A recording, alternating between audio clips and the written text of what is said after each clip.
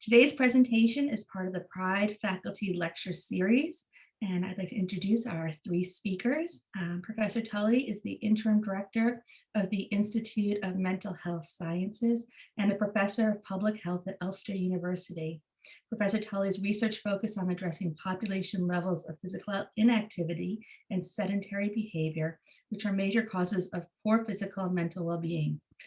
His research includes interventions targeting older adults and socioeconomically disadvantaged communities. In addition, he is interested in the effects of changes in the built environment on behaviors. Cathy Fuller is the Department Chair of Health and Fitness Studies, which encompasses majors in exercise science, nutrition, sports management, and therapeutic recreation. Professor Fuller teaches primarily in the exercise science major, but has a broad background in physical education, coaching, personal training, interprofessional education, and nutrition. As a registered kinesiotherapist, she has worked with individuals with limitations to enhance their physical capabilities and health. Her areas of research include the impact of physical activity on childhood obesity, ADHD, and prevention and treatment of dementia. Finally, Professor Devin Cashman is a faculty member in the exercise science program at Regis. Prior to joining the School of Health Sciences, he worked as the director of sports medicine at Regis. In that role, Devin served as the primary athletic trainer for the athletic program at Regis. Before joining Regis, Professor Cashman worked as an assistant athletic trainer at Boston College with the football, women's soccer, and swim dive teams. And so with pride and honor, I'm going to introduce Dr. Tully. Thank you very much for the opportunity to share with you a little bit of our research. I think this is an exciting partnership between our two universities that has really been developing, and I'm just going to share my screen. There we go. Hopefully you see that. And I think the partnership has great potential. And so, as was mentioned, I'm director of the Institute of Mental Health Sciences. So my interests really lie around the nexus between public health and mental health, and lead a multidisciplinary institute on that. And we're very open and keen for collaboration between our universities, both for student visits, which haven't been possible this year, but also for research. And my own focus is more on as a research leader in the university. So this will be quite familiar to you, but to just put our minds in context, for the last year or just over a year ago, the WHO declared COVID-19 as a global pandemic. And what we've seen is lockdowns being enforced to prevent the spread of the virus right across the world. And so here in the UK, it was introduced on the 23rd of March in 2020. We're geographically quite a bit smaller than the States and a little bit easier to organize. So we've got four main regions, and the way we organize our health is at that sort of level. So I live in part, which is Northern Ireland, which is on the very northern part of the island of Ireland. And you're very welcome to come and visit. It's the home of Titanic, which was fine when it left Belfast and only sunk after it left England. The home of Game of Thrones, if you watch it, and lots of other new movies. Star Wars was filmed up the road a bit of it too. So if you ever fancy a visit to the shores of Ireland, we certainly would be pleased to host you at the university. One of the things we were interested in at the emergence of the first lockdown in the UK was what impact this public health measure would have on health-related behaviours, because we believed it was likely to be an unintended consequence of that. So I want to take you through a journey of our thinking over the last year. So in the UK, this was the main mantra that was put forward by the government, which was to stay at home, to protect the NHS, which is our national health service, and to save lives. And the whole pandemic response was organised around this kind of mantra. So that meant staying at home meant most people were either working from home or what we call furloughed. So the government paid 80% of salaries for non-essential retail and hospitality, so people wouldn't be working. So we've had people out of work now for almost a year, back in for a little bit of the time. And as well as that, in terms of my own area of physical activity, we've seen organized sport sort of ceased. So the top left is my son's 10-year-old rugby team, and we get back to coaching tonight at 6:30. So as soon as I finish this, I'll be donning the tracksuit and going up and taking the guys for their first rugby session in 6 months. They had about a month and a half of rugby in the fall of last year, and before that, nothing since February of 2020. At the bottom right is my own hockey team. That's us playing in a cup final in Christmas of last year, and after that, hockey ceased, and there's been no hockey since, and we're hoping to get back in the next couple of weeks. So this has had a big impact on the way we organize society across either our work or indeed our leisure. So what does that look like? Well, I pulled up today from Google Mobility Reports what impact this has had in terms of our routine behaviors, because we are creatures of habit and we do spend most of our lives in a fairly reasonable pattern. What Google Mobility Reports do is that they look at the time you spend at different places. So this is the overall picture across the USA. Now, I realize that different states have had a different response, but I think this shows the picture that if you take the zero line from the start of April on the very left-hand side, what we've seen is that almost 25% of people, or sorry, 25% increase in the time spent within the household. And that has been above zero. The zero line represents pre-pandemic. So this is a percentage increase from pre-pandemic. And albeit it's rebounded over the summer and gone back a little bit, most people have been spending more time at home. Similarly, if we look at other areas, we see that less people have been using retail or recreation facilities. It got close overall in the US, back up to zero, but not even back up to where it was pre-pandemic. And most people were spending less time in their workplace too. So what impact this might have on physical activity then, if we think of the activity we accumulate as part of our daily routine, transport, whatever way we take that, whether it be in the car and walking from the parking lot into the workplace, or more active forms of travel, will have been affected. So if we take commuting, visits to transit stations, bus and rail have gone down quite considerably, up to about a 60% decline in visits to transit stations early on in the pandemic, and that hasn't rebounded yet either. And what interesting alongside that though is visits to parks have gone up quite considerably, and then over the winter have gone back down again, which is not overly surprising. So what we get then is a disruption really to our daily lives. What do our daily lives look like in terms of physical activity?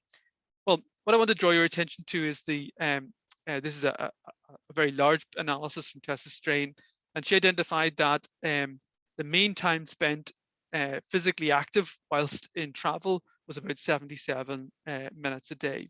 So if you think that the majority of people aren't traveling to their work, that almost disappears completely. The mean leisure time per week may have been about 150 minutes, and that also has probably reduced quite considerably. So the contribution that travel and leisure can make to our overall physical activity of 16% and 36% have, external to any influence we have, been changed on our behalf. Now, there's some good news in this, certainly in the UK, and I know when I looked at some of the early press statements from the White House as well, there was some advice to exercise. So for the first time in a very long time in the UK, one of the central government messages was to take exercise. So you'll see on the left-hand side the infographic that was released back in March 2020. We were to stay at home. We were to only leave home for essential shopping, travel if absolutely necessary, that the police will fine you if you do leave home. However, you were permitted to leave home for one form of exercise per day. And I was very pleased that as part of the central messaging, we were encouraging people to exercise. And I think that had some benefit to us. That message has still remained, even now, for people who are social isolating because they have had a positive coronavirus test. They're still advised to exercise at home or in their garden. So government advice to exercise seems to be essential to certainly the UK message, and I think that's been a very positive thing. But when we look worldwide, we see a global reduction in activity levels. So one of the early pieces of data that came out from Fitbit, when they looked at registered steps per day across their platform, they saw ranging from about a 14% decline in activity to 17% decline in steps per day across different regions. Not all regions were affected similarly, but we certainly see significant declines in steps per day. And so we wanted to dig into that a little bit further, and we conducted a large systematic review of physical activity levels across as many studies as we could find. So we found 66 articles with just over 86,000 people represented in them. 45 of those studies were in healthy adults. Now, that's important because most of the evidence we've accumulated to date has been in healthy adults. So I think those who would probably suffer most from declines in physical activity due to the pandemic are probably underrepresented in the data thus far. So if you're a researcher and you're thinking about research, I think one of the areas is in underserved populations, certainly in children, certainly in those from socioeconomically disadvantaged populations. The quality, the Newcastle Audubon scale score was used, and it scored about 4.8 out of 10. So it was moderate quality evidence, a lot of self-reported online surveys, certainly some element of selection bias in the data because of they were online surveys. So we treat the data with a level of caution, but it's certainly a good indicator, I think, of what we see. And what we see is that the majority of the 66 studies report significant decreases in physical activity and increases in sedentary behavior during whatever lockdown they were assessing in their country. And that was the same irrespective of whether it was in children, in patients with different medical conditions, or in the majority of healthy adults. If we dig into that just a little bit further, we see that some of that decline was in leisure time activity, but most studies reported across the piece. So people seem to decrease their activity both in leisure and travel, and indeed in domestic activity. In studies that looked to put a prevalence on that, it looked like that over 50% of people in the studies that had done that showed over 50% of people had reduced their activity, and all of the 26 studies that looked at sedentary behavior showed significant increases in sedentary behavior, likely screen time, what we're doing now. In the limited studies that were in children, a very similar pattern emerged, as was those in other populations, certain clinical populations, and also studies in pregnant women. So we saw, by and large, almost, in fact, all studies showed increases in activity, and most studies showed quite significant decreases in physical activity, with about 50% of the population over reporting decreases in their active time. I thought next, that's the sort of global picture of what we saw all together. And what I want to do is take you a bit of a journey around the world to various studies that we've been doing in different countries, because they have a story to tell for us. So Jacob Meyer led the work in the USA on behalf of our consortium that have been looking at this. And in a study of just over 3,000 US adults from all of the US states, cross-sectional design, we looked at self-reported average time in sitting and in MVPA, moderate and vigorous physical activity, which is what we consider to be the sort of more health enhancing end of the intensity spectrum, and also validated measures of mental health and well-being, such as depression, anxiety, symptom scales, loneliness, and mental well-being. And we see some interesting things in this paper, and I think there's some tales to be learned from this. The first is if we look at those who reported being active prior to the COVID pandemic lockdowns. What we see is that their physical activity declines quite considerably. So we get about a 40% decline in their physical activity level. And those who are active pre-COVID also significantly increase their sedentary time and their sitting time and their screen time in this period. This was in the sort of first 4 weeks of the lockdowns in the US. If we compare that to those who reported being inactive before the COVID lockdown, well, because they were doing very little activity to start with, there's very little change. They don't seem to increase. They increase very small amount, but quite wide variation on that. So we consider that to be really very little change in their activity, but their screen time still goes up. Now remember, this is in MVPA, so they're likely substituting light intensity for their screen time in this. So the first lesson is, who are those who are most affected by lockdowns are probably those who were active to start with. Those of you who do any work in the psychology of physical activity will know the importance of habits in maintaining activity. And what we're seeing in these habitually active habitually active participants who pre-COVID, that we've broken their habits with the lockdown. And I guess the query now is longer term, will those habits return as we've opened up again? And we haven't really got enough data to assess that yet. But for some of those people, I don't think it will. The other thing I think to flag up in this is that those who manage to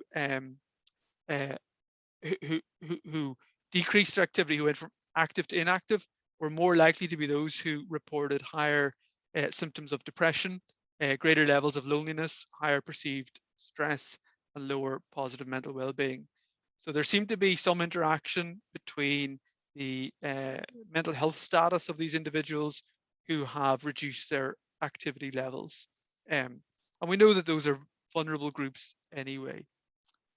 We went on to look in another paper about the combined effect of both being active and being sedentary. And what we see is those who were highly active during the even during the COVID pandemic were still exhibiting very high levels of sitting time. And we can debate as to whether those are independent predictors or interdependent predictors, but certainly we know that high sitting time for some outcomes is independent of the effects of physical activity. So we'll be having a deleterious effect on these individuals. And we were really pleased that that got picked up in the New York Times and Time magazine. And I was pleased to see the public discourse in the media in America around physical activity, and our own UK media followed suit as well. And I think that's a really important platform and a lesson we've learned in terms of shaping the public discourse around positives in health. We had a little conversation earlier about how hard it is to take on new behaviors, but certainly one way to do that is to show the positive benefits of the behavior and incentivize people through those. If we move down then to Southern America in a similar study in Brazil using quite similar outcomes, we looked at a bit more in this data around the relationship between MVPA and and mental health. And what we identified was, now this a slightly more selective sample, they're slightly more female, 72% female. It's important to note that, and half were between the ages of 18 and 35. So we have to interpret the data in light of that. But for this population, we saw decreased odds for those who remained active during the pandemic, decreased odds of depression, anxiety, or co-occurring depression and anxiety.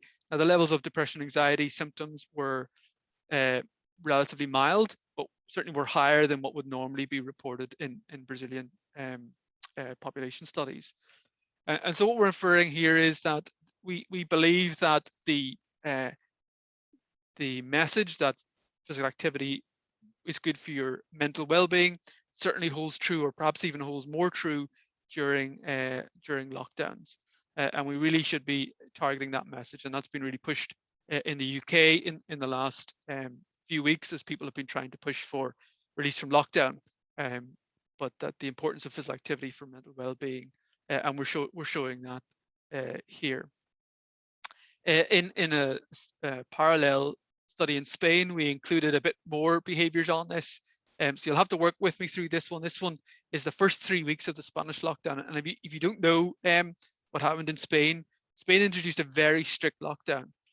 So you weren't allowed to leave your apartment, a lot of apartment living in Spanish cities, but you weren't allowed to leave your apartment unless you had a letter to do so. And you were allowed to leave for one point of shopping per day. You weren't allowed to leave for exercise. So they were very strict in Spain. There were a lot of fines handed out, and it caused a lot of problems. But what we wanted to see was what the initial response would be. So on the left-hand side of this chart is before the lockdowns, before that more strict lockdowns, and what happened in these behaviors. So what we see is that 1 week into the pandemic, screen time goes up and stays up. So this is the percentage of people who are not meeting current guidelines. So 100% of people here are spending more time on screens than what is recommended by the government in Spain. We somewhat different story in alcohol. Alcohol intake goes below what the national recommended level is. So started off about 70% of people drinking more than they should have, and goes down to about 50% of people drinking more than they should have, and remains low across the first 3 weeks. I think that's quite a positive. And we see the percentage of people who are inactive. Probably shouldn't have reported it like this, but this is the way we reported it. Sorry, the percentage of people who were active goes up in the first week and then declines over time. So what we see overall is that even within the first 3 weeks, we've seen a marked decline in health-related behaviors in terms of physical activity, a little bit in sleep, and in screen time, no real effect on alcohol. So it certainly seems to be having a more of an effect on physical activity and screen time than other behaviors. And finally, I'll bring you home then to the UK, which is where all this work actually started. So we developed this study and launched it on St. Patrick's Day. Seems appropriate in Ireland to launch a survey on St. Patrick's Day. And it was 6 days before the official lockdown, but the country had gone into voluntary lockdown. So the university had closed, schools had closed, and most people were ordered to work at home by their employers ahead of the government's stay-at-home order. And so we asked people around, again, how much time they spent in MVPA.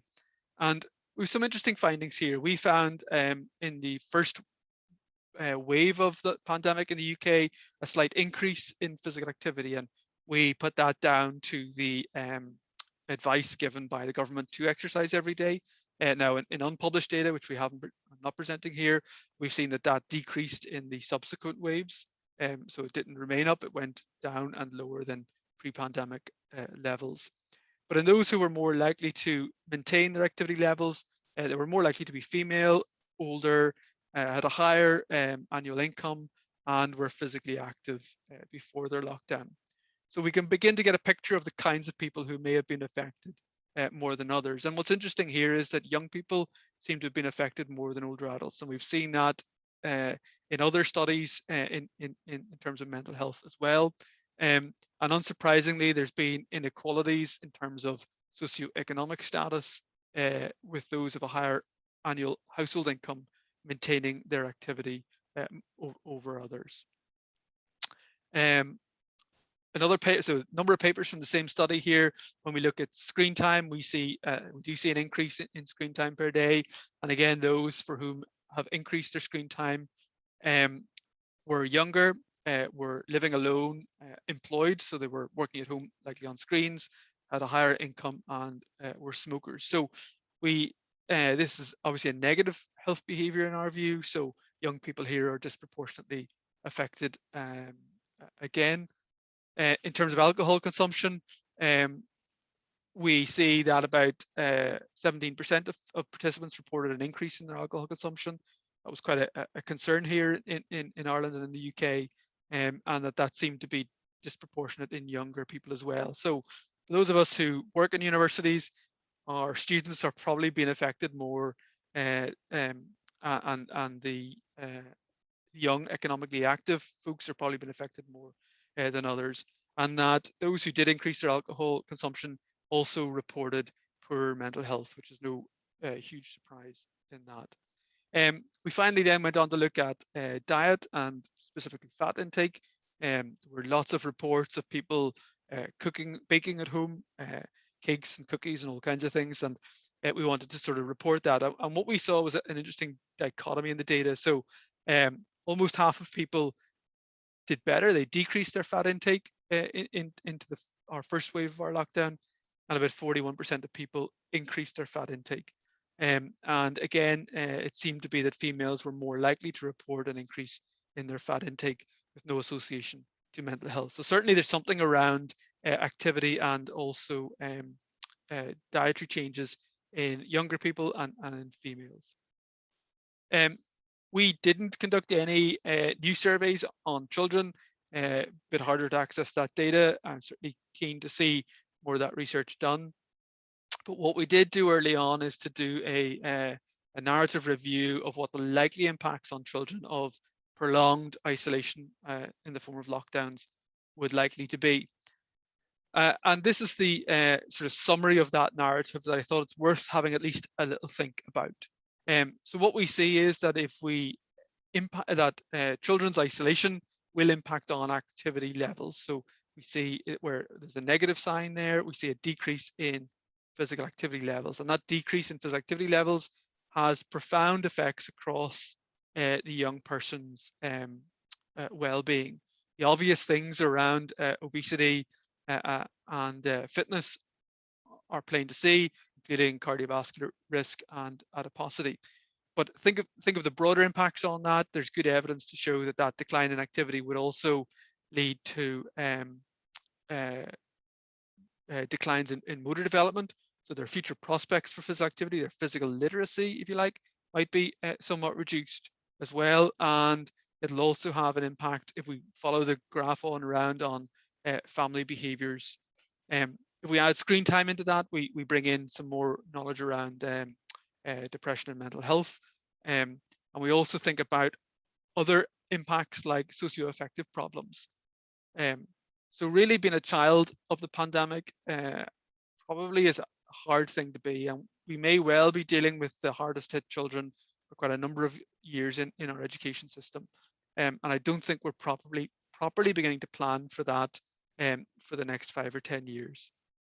The other end of the spectrum, which is where I do probably more of my research at the moment, is in older adults. And again, there's been a lot less research in older adults, but I thought this was worth pulling out in terms of the Age UK, or a non-government organisation in the UK representing older adults, and they've looked at it in terms of older adults' physical functioning.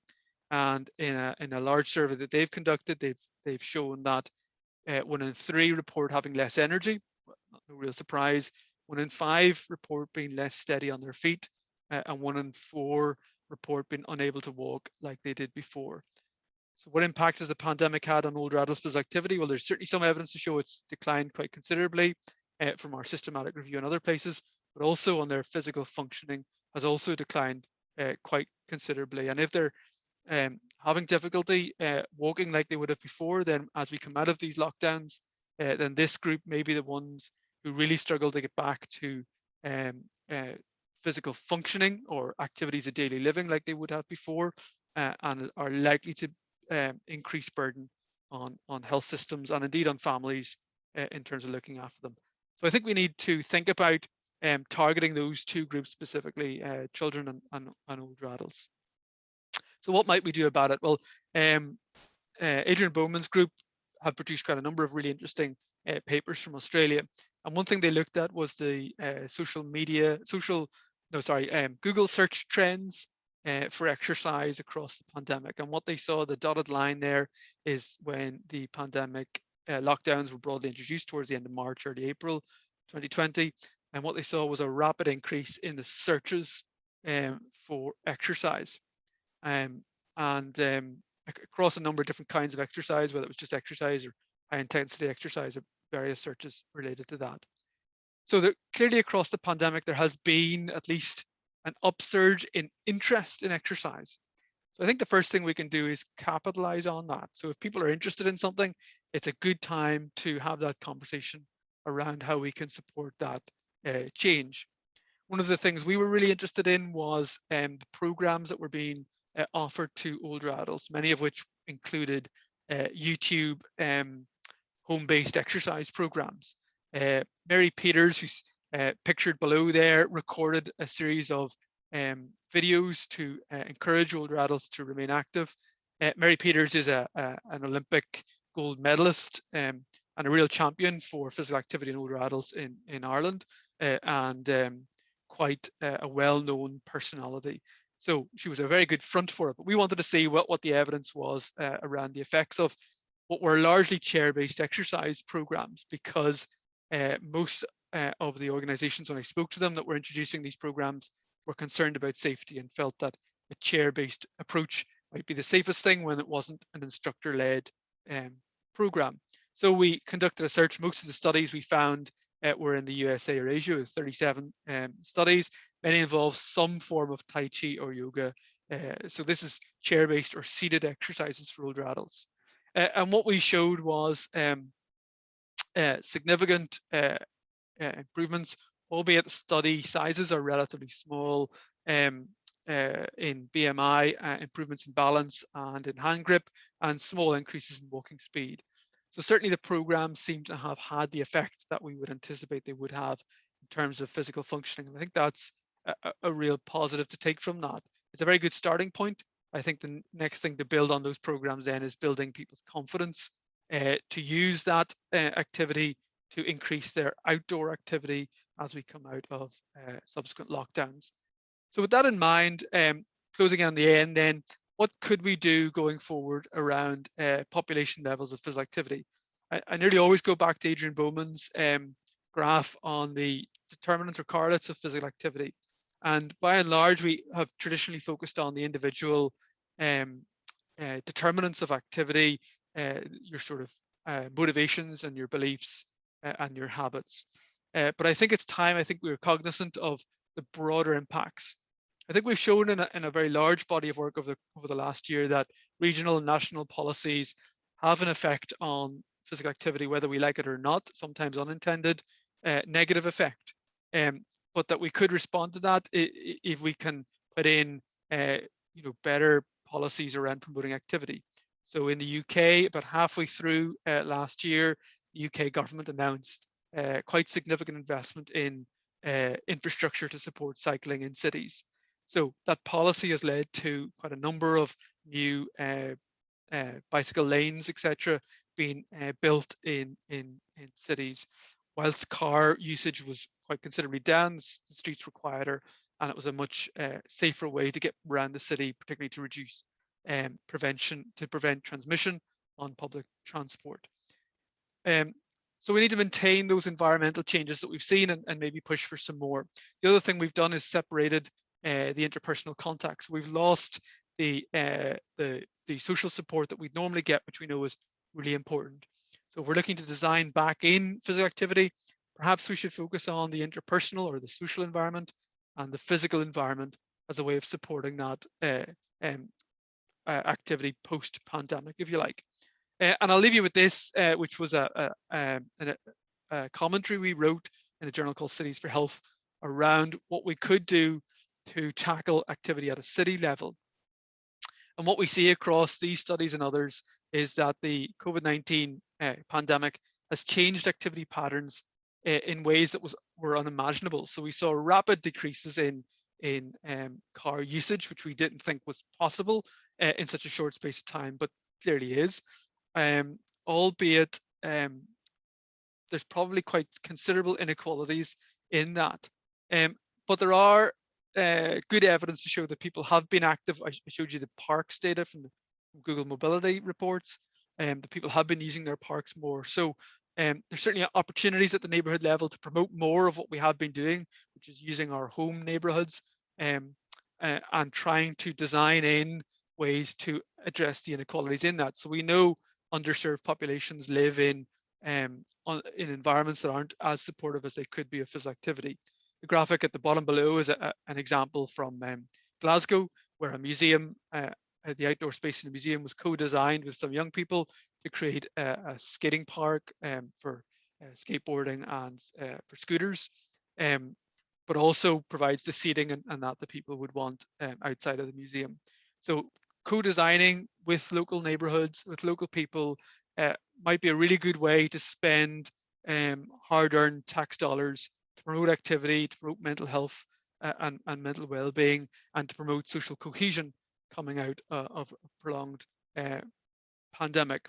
So I think it's incumbent on us all to act now to address the declines in activity and the impacts of COVID-19 in a synergistic manner to generate a positive legacy from what has been such a considerable crisis across our societies. So some reflections. Evidence that lockdown has had an effect on our health and our mental health. We know that physical activity is a very strong, influential intervention that can address the impacts of both COVID itself and also impacts lockdown have had. So there's really good evidence to show it works, but we need to plan ways that we promote these behaviors coming out of these lockdowns. And I do think we've got a very small window of opportunity to act, and we should be, as academics, lobbying for our local governments to act in such a way that we come out of this in a positive way, particularly so for those who have been hardest hit by the pandemic. Our data certainly shows that females have responded more negatively to, or certainly had a harder time in terms of their health-related behaviours, and those from underserved populations and socioeconomically disadvantaged communities, and younger people, and those with existing or new mental health, anxiety and depression type symptoms have been affected too. So those are the kinds of groups that we probably should be targeting in the next 6 to 12 months. I couldn't do this work without acknowledging a broad set of international collaborators, and I thought instead of listing names and universities, I'd list and show you the publications that various groups have been leading across the world in this consortium.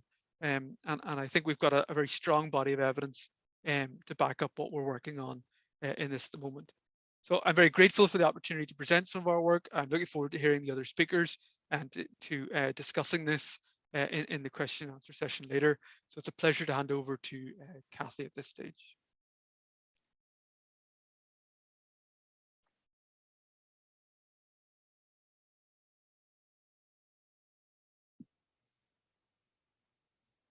Let me just share my screen and pull it up a little bit bigger.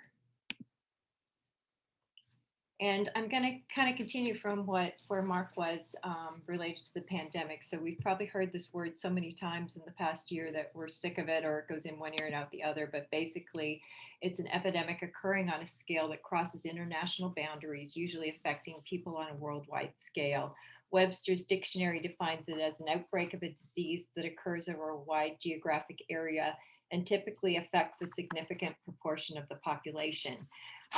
So typically a pandemic denotes an infectious disease, but the World Health Organization states that overweight and obesity have become an escalating global epidemic. So that's a pandemic. So I wanted to talk about a second pandemic that is affecting the world and how it might be related to COVID in a way, and the lockdown, and what we need to look at in the future. And one of the big treatments for obesity is being physically active. So it ties in well with what Mark has already talked about. So definition of obesity is basically a greater than normal fat mass or an accumulation of adipose tissue. And there's many ways to evaluate obesity, but one of the most common is by body mass index, which is a comparison of a person's weight to their height squared. And normal BMI is considered 18.5 to 24.9. Overweight is 25 to 29.9. And the people that we're going to talk mainly about today is individuals who are categorized as obese with a BMI of greater than or equal to 30. And then above that, it becomes even more related to chronic diseases and health issues.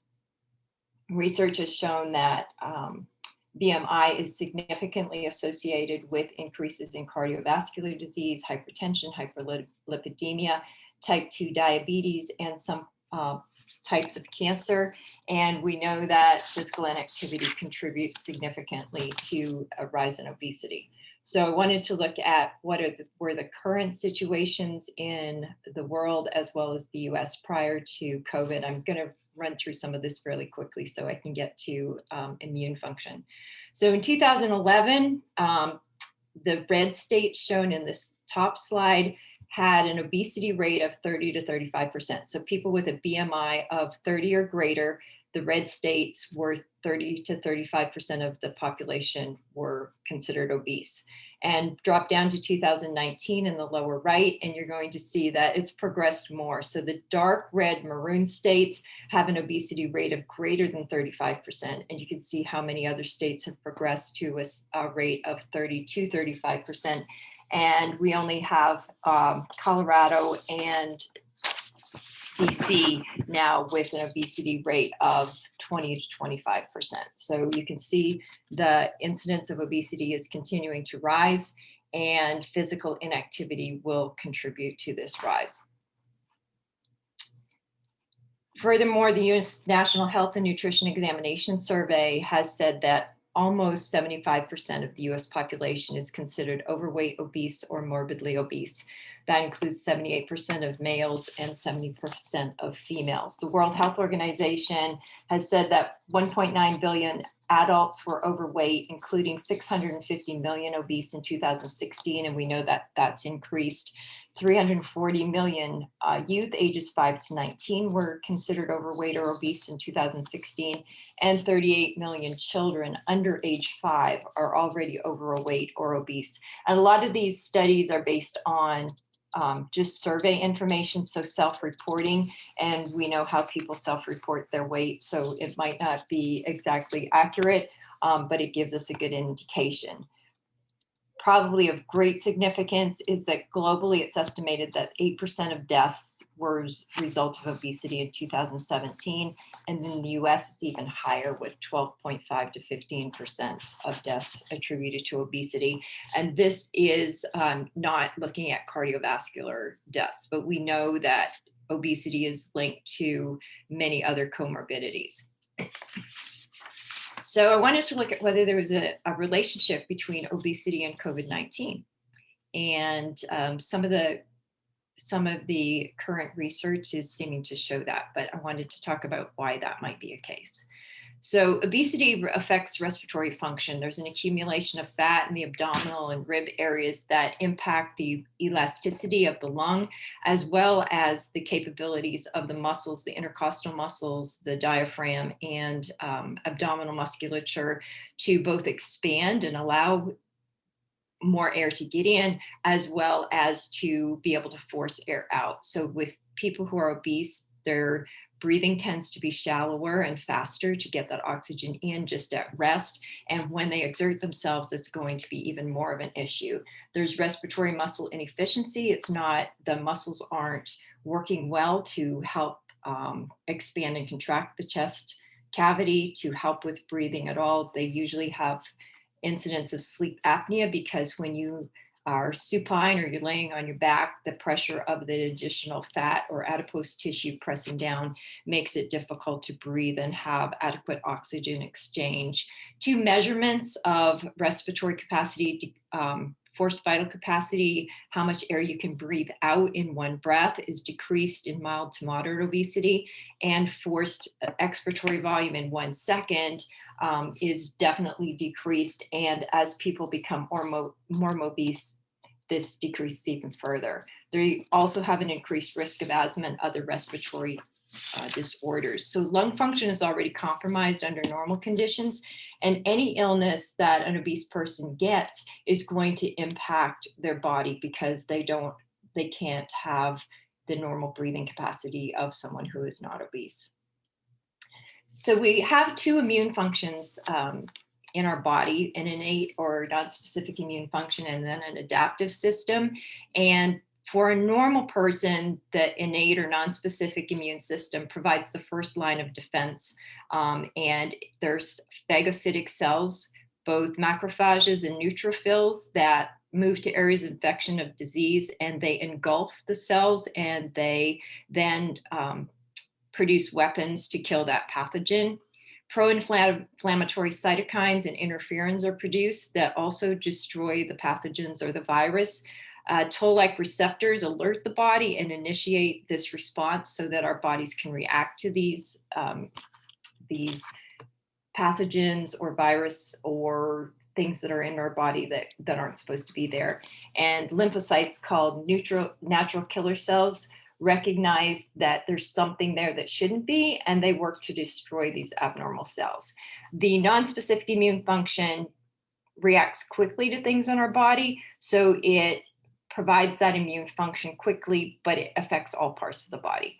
The adaptive immune system takes a little bit longer to react, but it's more specific. So it targets the specific microbes that might be causing cancerous cell growth or infection. And it works by lymphocytes, primarily B and T cells trigger the killing of these abnormal cells. The CD8 T cells provide immune defense. Their goal is to kill the infected cells. And then CD4 T cells are helper cells, and they activate other cells to create antibodies to kill the target cells. And the good thing about B and T cells is they also have a memory. So they help you build up an immunity to pathogens, so that if you've been infected once, those cells have a memory. So if you get reinfected, it's better at attacking those cells again. That's also why we only get some diseases once, and others we can fight better the second time around. So that's just kind of a quick overview. Obviously, our immune system is much more complicated than that. But what happens with obesity is that the adipose tissue has an endocrine function, and it produces adipokines, which affect immunity. And obesity includes a chronic state of low-grade inflammation, and we know that inflammation contributes to other disease processes as well. But that low-grade inflammation impacts the immune system because the immune system's already at work trying to fight that inflammation that's common. So it lowers immunity to other things. So there's lower concentrations of anti-inflammatory adipokines in people with obesity, and these adiponectin especially helps reduce the complications of obesity, and they don't have as much of that. And then they have higher concentrations of pro-inflammatory adipokines such as leptin, and those promote inflammation. So it can be especially a problem with respiratory infections. There's a study done on obese mice where they infected them with a flu, and 42% of the obese mice died of inflammatory response versus only 5.5% of lean mice. B cells and T cell responses are disrupted. There's lower numbers of these cells, and they're slower in targeting the virus. And so the virus can proliferate longer before it's destroyed. And the CD8 cells, their memory capacity is lower, so that it could influence a person's ability to have a vaccine that's effective. And finally, viral storage. Angiotensin converting enzyme 2 is a protein found on the cells in the heart, lungs, kidneys, liver, and the epithelial cells, which line the nose and mouth of the lungs. And when coronavirus binds with an ACE2 protein, it gains entry into the cell and it infects it. And ACE2 helps regulate angiotensin 2, which increases blood pressure and inflammation. So if ACE2 is affected, then it's going to counteract its ability to inhibit other things. And so it increases inflammation ability in the body. So if you have coronavirus, obviously it's going to increase inflammation, and that's especially true in the lungs, and some of the alveoli can be destroyed as well. The big thing for this with people who are obese is that they have more storage of ACE2 because it is found in fat tissue, and that could act as a reservoir for a virus and possibly create systemic responses. So that's the background of why it might affect people who are obese more, but we don't know. So it could be more of a problem because they're already compromised lung function. They're more susceptible to respiratory illness. Their immune responses are less, and they have that reservoir for viral activity. Furthermore, obesity was identified after the 2009 influenza H1N1 pandemic as an independent risk factor for hospitalization. So we haven't probably done enough studies related to COVID yet to know that whether it's an independent risk factor, but we are seeing in several studies that obesity does increase the risk or severity of COVID-19. And I'm just going to run through these really quickly. There's a lot out there, and more studies are being done consistently.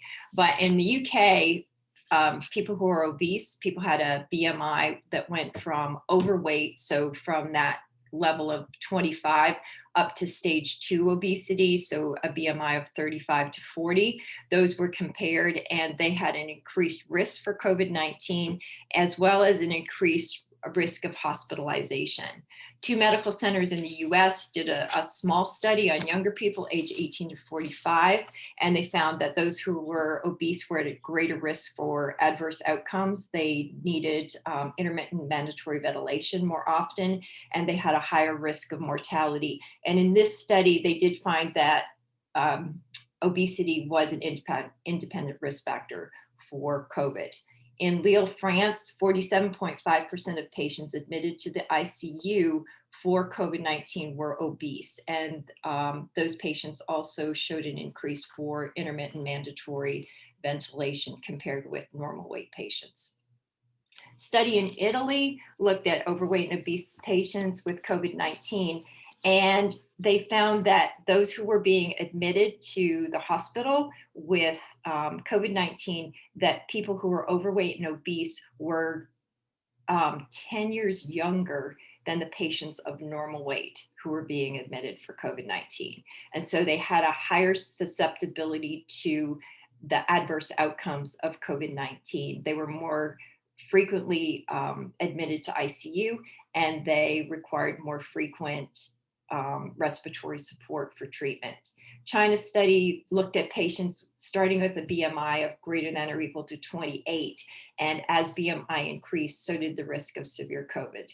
And then a meta-analysis looked at a lot of studies that are out there, and they found that there was a greater need for ICU in individuals who were overweight or obese. And it was interesting that a BMI of greater than 35 had a 6 times higher risk of ICU admission as a result of COVID-19. And the higher the person's BMI, the greater need for intermittent mandatory ventilation. So it does seem like obesity and overweightness does contribute to increased risk and increased negative outcomes when a person is diagnosed with COVID-19. A study published in the American Journal of Preventive Cardiology said that the most prevalent risk condition for COVID-19 was obesity. So we hear a lot about age predictors for COVID, and this does not mean that people with COVID-19 are necessarily, the numbers wise are greater in the obese, but they're more prevalent as a risk condition for getting COVID. And so it's something that we need to be considering when we are coming out of the pandemic of COVID-19 and trying to get people back to physical activity, because we know that it is a treatment for obesity, and trying to counteract obesity and overweightness so that we can have a more healthy population as a preventive measure for all types of diseases. So the unintended impact, we've decreased physical activity levels and contributed to mental health issues with increases in anxiety and depression, exacerbation of other pathophysiologies, reduced immune system function, decreased ability of older adults to maintain their independent living because they've been less physically active, and probably further rises in overweight and obesity, not just in the US, but across the globe.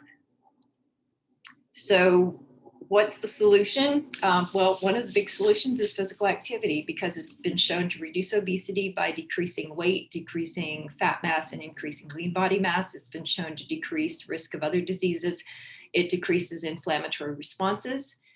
It helps both our innate and adaptive immunity. In fact, a single bout of exercise has been shown to increase immune-enhancing functions just after one bout, versus long-term, we know that it does. It also improves our response to flu and pneumococcal vaccines, and it could possibly reduce hospitalizations due to COVID-19 or the next flu season, whatever that might be.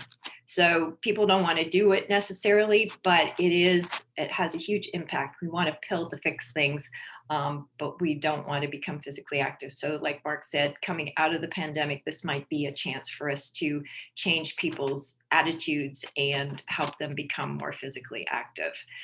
International Journal of Environmental Research and Public Health has a new article too, that looking at physical exercise as a multimodal tool for COVID-19, could it be used as a preventive strategy? And based on what we know about physical activity and the improvements related to health and the improvements related to immune system, this might be a way to go as well. So I'm going to turn it over to Devin to talk about, after COVID-19, how do we get back to being physically active and how do we get back to those 10,000 steps a day? Thanks. Hey, I gotta unmute myself, but thank you, Cathy, and thank you, Mark. I'm gonna share my screen here and hopefully I can do this okay and make sure I Megan's giving me the thumbs up, so that's a good thing. So I'm going to talk a little bit today about resuming physical activity, you know, in the middle of this pandemic, or, you know, maybe fingers crossed, hopefully winding down soon pandemic. The first thing I kind of wanted to highlight is the recommendations from the Health and Human Services Physical Activity Guidelines scientific report. This report details the scientific evidence of physical activity. This was from 2018, and it recommended basically that adults should do at least 150 minutes to 300 minutes a week of moderate intensity physical activity, or 75 to 150 minutes a week of vigorous intensity aerobic physical activity. And then that aerobic activity should ideally be spread throughout the week. It also suggested that adults should engage in muscle strengthening activities of moderate or greater intensity involving all major muscle groups on 2 or more days a week. And that engaging in further physical activity beyond the 300 minutes of moderate intensity physical activity showed that there was additional health benefits gained by the individual, you know, participating. So I think when we look overall at physical activity during the pandemic, we have to look at, you know, kind of what each individual looks like and individual disease presentation within the pandemic. You know, so certainly we have lots of populations that we're dealing with. We certainly have, you know, the persons that are COVID negative and asymptomatic, but then we also have to talk about the people that are COVID positive, and we definitely have different populations there. We certainly have asymptomatic COVID positive patients. We have COVID positive patients that have mild symptoms that have no hospitalization. And then we certainly have COVID positive patients that have significant symptoms and have been in the hospital and been hospitalized for a significant amount of time, some with significant interventions such as ventilator use.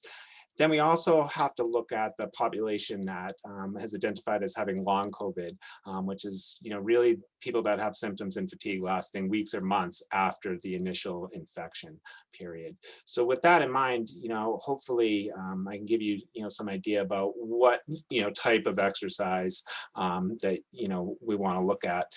Certainly there are some concerns, you know, with physical activity that have been identified potentially, you know, especially in people that have had COVID. One of the earliest concerns that came out was with impact of COVID to the cardiac system. I think we saw in some early studies that myocarditis had been identified in quite a few patients that had tested positive.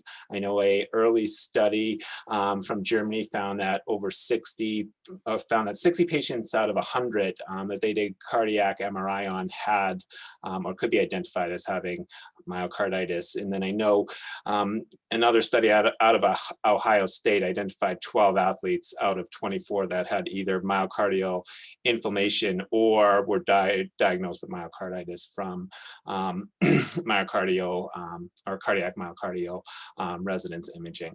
I think one of the things that we've learned along the way is that, you know, probably the incidence rate is not quite as high as those studies would suggest.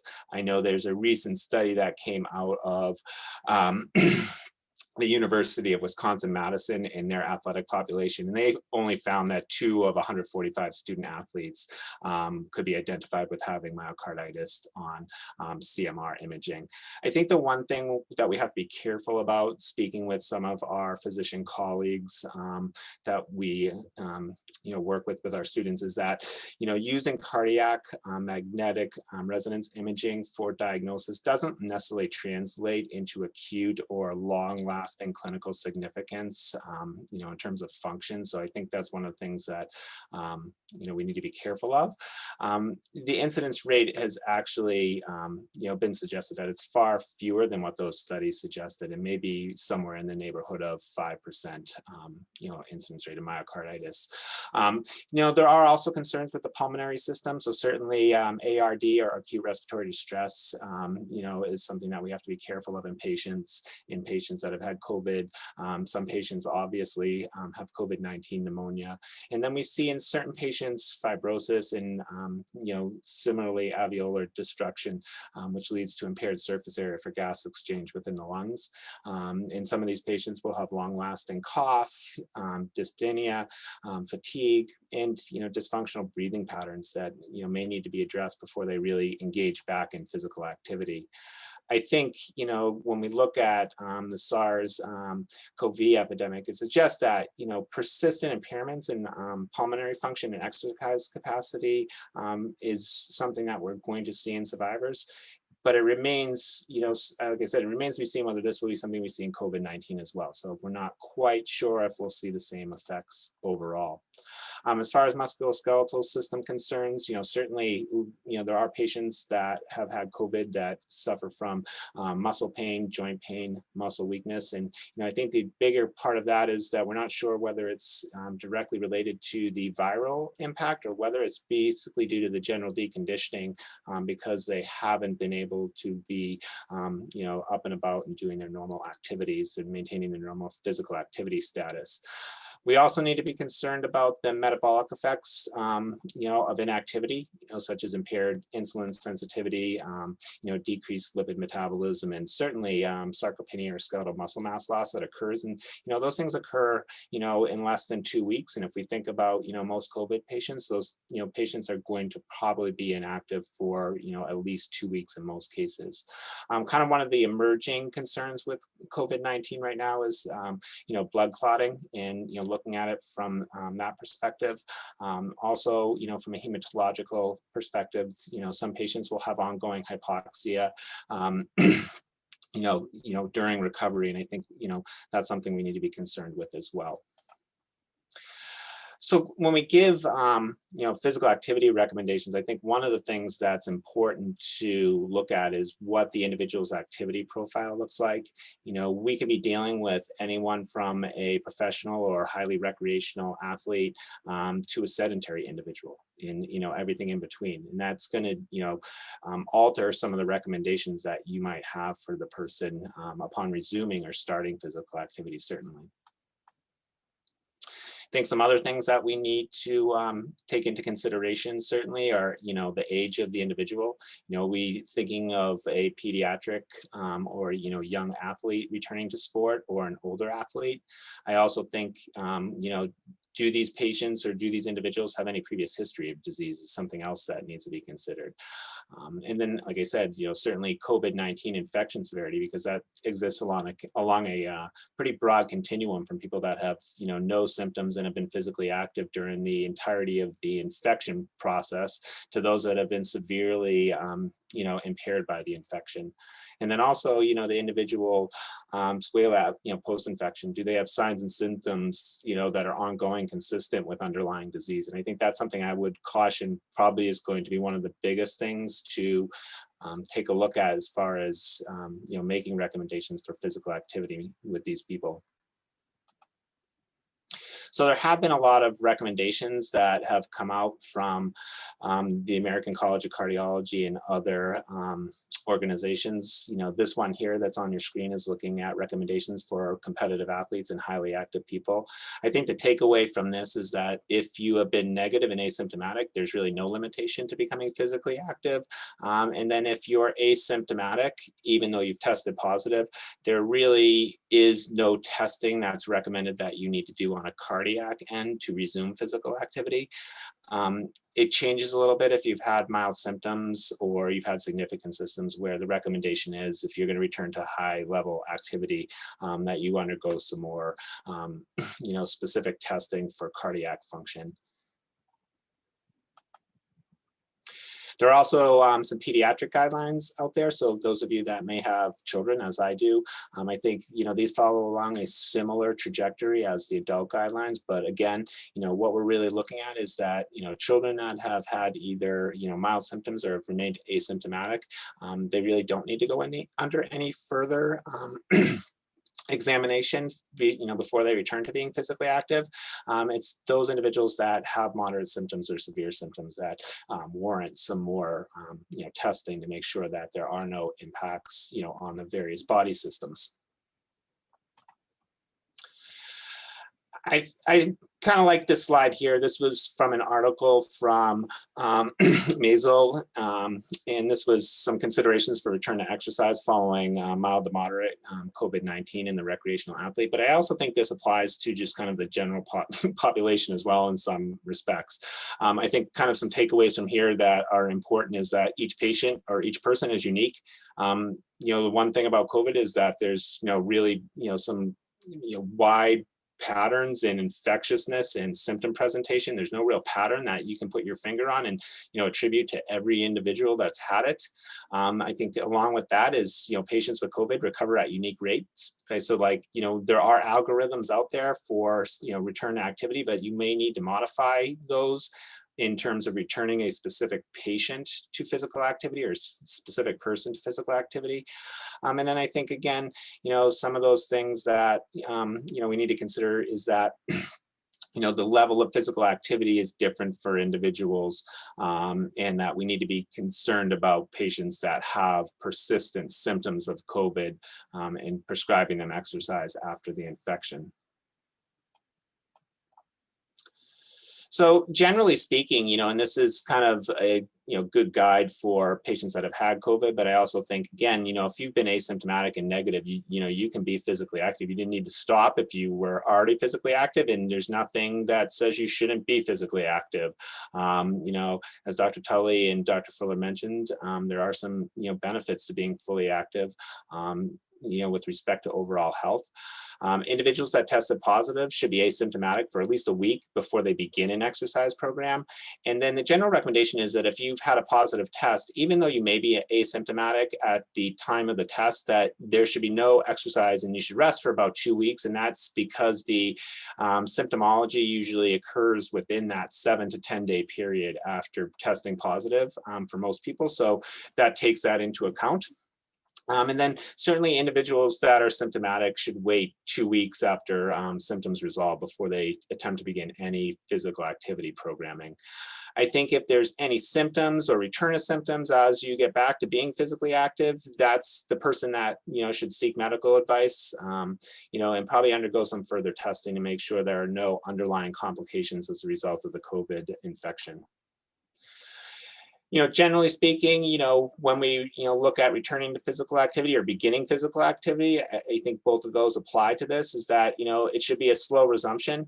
Some general guidance is that, the activities of daily living should be able to be, achieved without breathlessness and fatigue before, initiating any exercise program, meaning they should be able to get around their house and do what they always do. I think we have to consider the person's baseline fitness level and how long they've had to be inactive relative to the exercise prescription. And then certainly a big part of this is actually, is the person psychologically ready to begin a physical activity program? There are a lot of guidelines out there about returning to physical activity in a phased manner. I think, one that I kind of think is appropriate here is some of the National Strength and Conditioning Coaches Association guidelines for return from long inactivity. They recommend a 50, 30, 20, 10% reduction per week in overall volume, over 4 weeks before you return to physical activity. So meaning if you were physically active and, now you've been inactive, for a while, you should start off with 50% of the activity volume that you were doing prior to being inactive. And if you're feeling good with that, you can increase your volume to 30% of what you were prior to being physically inactive, then 20, then 10, and so on and so on. If you've been out 1 week, that means you can physically active, inactive 1 week, you can start with that 10% reduction in volume and return to physical activity. So it kind of works in both ways, so it's nice. Each stage that you progress through when you return to physical activity should ideally be about 7 days. And then I think, I would say that it's probably important to make sure that you don't have any sort of symptomology and that you feel totally recovered before you, go on to another stage here. So kind of, progressing through these, and I'll touch on these really quickly, is, if I was guiding someone back either with COVID infection or someone that's been active, my first phase would probably be, a pretty low volume, maybe 50% of normal. I'm going to do some light breathing exercise, flexibility, stretching, balance exercise, maybe some easy, gentle walking with an RPE of 1 to 2, which is pretty light and low level. Phase 2, might be some low intensity activities, doing some walking, yoga, some, light cycling with a gradual increase in duration, slowly picking up our intensity. Phase 3 would be moderate intensity activity, so this is, doing some more interval training, endurance, aerobic and strength training. Again, kind of a moderate intensity, exertion. And then finally, progressing to like a stage 4 to 5 would be, more moderate to difficult intensity exercise. And then getting back to your regular exercise patterns, if you've been out for a while, or, kind of, taking it from there.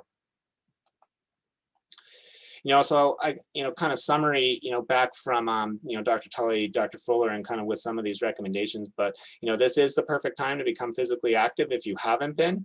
I think returning to physical activity is something that we need to consider when we're looking at patients and individuals that have had COVID. There are a lot of benefits to physical activity that, we've touched on, certainly immune system benefits, psychological benefits, that decrease in obesity, cardiovascular risk factors improve, and certainly, a decrease in cancer risk.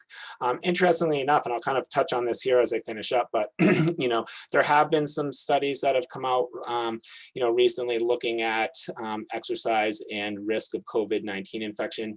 I mean, one thing I caution you about is there are a lot of confounding factors when you're looking at these kinds of studies. They do try to control for BMI, diet, but you definitely have some difficulties controlling for viral load, mask wearing, physical interactions when it comes to overall infection rates. But a study by Cho et al. That was done in South Korea found that moderate to vigorous physical activity was associated overall with a 10% lower risk of COVID infection and a 53% lower risk of COVID-19 infection-related mortality.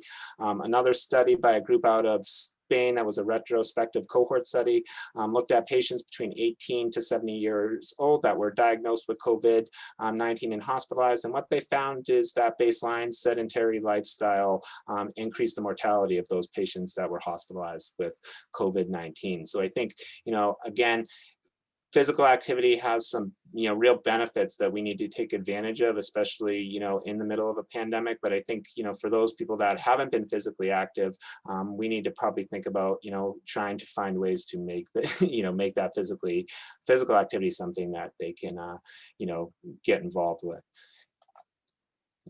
All right, with that, I'll kind of turn this back over to Megan.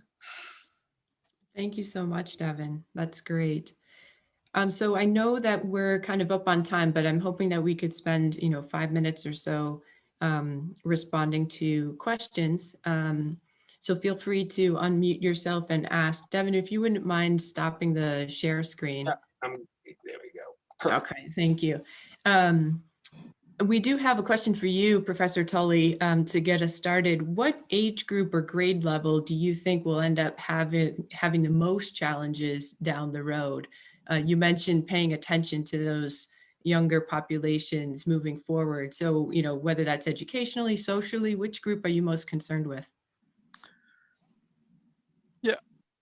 Okay, so we're not there yet, so we don't quite know is the obvious answer to that. So if we look at what we think is happening, we expect people who have the either economic benefits of life or well socially connected to rebound pretty well in terms of their behaviors and their psychological health. We expect those who have suffered the most to be affected for the longest period of time. And if we think those directly at risk of COVID is older adults, obesity and age.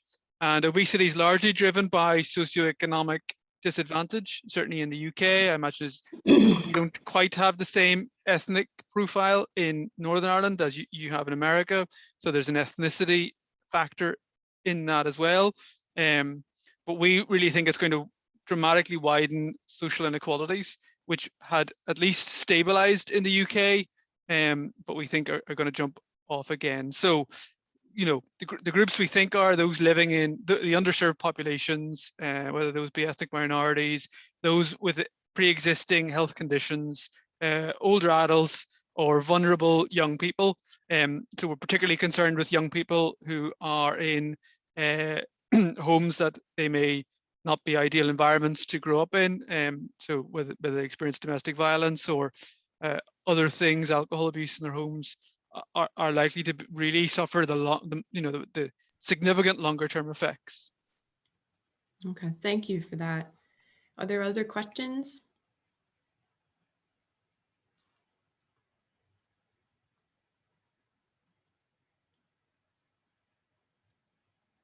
There aren't currently any others in the chat.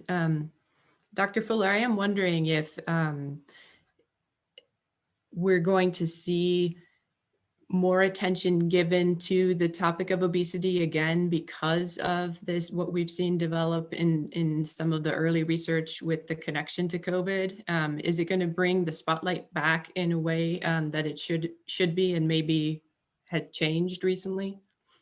You would hope that. And I think a lot of people know that people are obese. I just think that we're not doing a very good job at the younger level educating about how to prevent it and what to do. And the fact that a lot of our schools don't even require physical education, and a lot of the schools have totally cut out recess. So kids are being less active in school, where they spend 6 to 8 hours a day, and with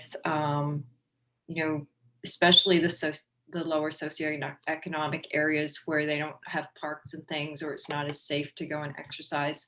So you would hope that obesity might get more of a focus, with the idea of increasing physical activity to help as a preventive measure and as a treatment measure. I can share just briefly, that was the very first thing my daughter said when she went back to in-person school. She said, we lost our recess. We have a fitness break, but we don't have recess the way we used to. And that made a real impact on her, right? I just saw this, I didn't get to look at the study itself, but I just saw kind of a headline that there's been more weight gain for teenage boys who were already obese than for teenage girls during this COVID.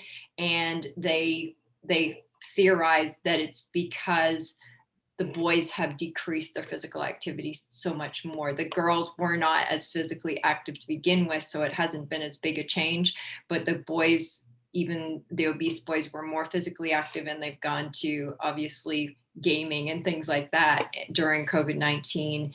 And it showed that their weight gain over a few months was like 8 pounds.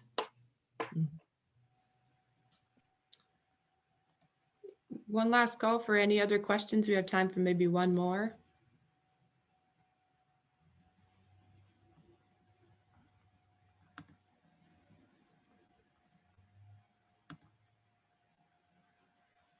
Well, really quickly then, I'm curious about organized sports. Mark, you mentioned that your son's finally able to, have practice again. And Devin, this touches on some of the things you talked about. So it's been really complicated. You want your kids to be active. They like the social component of those organized team sports, but how to do that safely has been a real challenge. So any final thoughts on getting back to organized team sports for our kids? I mean, I'll just touch quickly, and maybe Mark, you want to jump in after, but I think the general consensus talking with the cardiologist is that, the risk is pretty low for adverse effects, both, obviously for patients or individuals that have been healthy throughout this, but also for individuals that have had COVID and been relatively, symptom-free or had mild symptoms. So, that's something that I think, requires us to weight the risk benefit of it. And I think, what we're hearing is that the benefit of physical activity, certainly outweighs the risk in that set of patients, and that with, correct intervention and in monitoring, those patients that have been more severely impacted by COVID can resume, a return to physical activity with some safety net there. Yeah, I think to add to that too, in terms of transmission prevention, the absolute risk of acquiring a coronavirus infection whilst participating in outdoor sports is very low.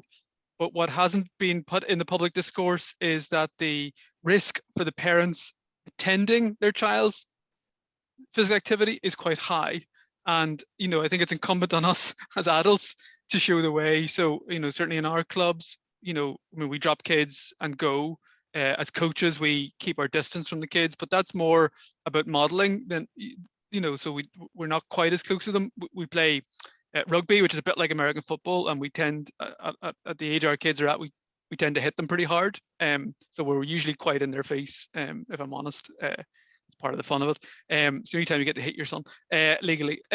But what's really important is that, the adults model the behavior, we're dropping kids off, we're wearing face coverings when we're dropping them off, we're staying in our own cars, not sharing cars and sitting together and having a coffee, things like that. And we're doing the same at school as well. And they've been quite strict about that. And I think as sports organizations, we've been keen to support that. So we put a really hard line out to parents to say that they have to leave the car park as soon as they've dropped their child off, just to prevent that. But that's where if there is a risk, that's where the risk is in the parents who've dropped their kids off and now have time to spend with other parents. Yeah, no, that's a great point. Yeah, I was just going to say too that, if they're not spending that much time in that close contact, if they're running around on a field, and especially for outdoor sports, and if they're wearing masks, that helps protect them. And for this virus, at least children and youth seem to be less susceptible. So that's a positive too. Mm-hmm. Well, on behalf of everyone here at Regis, thank you all so much. This was really informative, very interesting. We're delighted, Mark, that you were able to join us. We look forward to other kinds of collaborations with the Ulster Regis partnership. Devin, Cathy, thank you so very much. Thanks to everyone who attended today, and we'll make the recording available once we've got it processed and up on YouTube. So have a good afternoon or good evening. Have fun. Have a great practice. The first one in a long time. Enjoy that. And take care, everybody. Stay safe. Super. Thanks very much. Thank you. Take care. Bye. Bye.